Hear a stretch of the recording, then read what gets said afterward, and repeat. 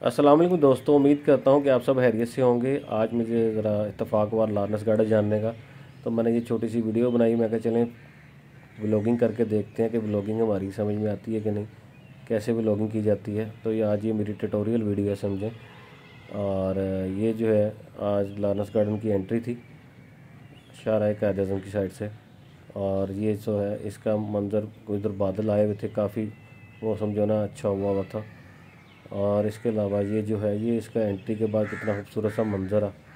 ये इधर से जंक्शन सा है, ये एक रोड इस तरफ जा रही है गालबन वो गार्डन की तरफ। इसके बाद बारिश हो गई, मुझे उस साइड पे होना पड़ा। और बारिश के बाद का खूबसूरत मंज़र है।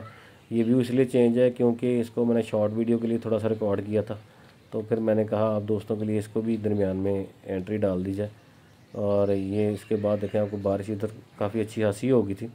और इसके साथ जो ये आपको दीवार नज़र आ रही है ना, ये लाहौर ज़ू की है, ये लाहौर ज़ू की बैक साइड है।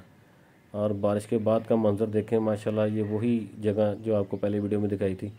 उसके बाद ये ग्रीनरी कितनी जो है क्लियर हो गई है, सारी डस्ट वगैरह इसके कहने ख़त्म हो गई। और ये है वही रोड, वही मंज़र, और कितना प्यारा सा हो गया धुल के, कितना खूबसूरत सा मंज़र है।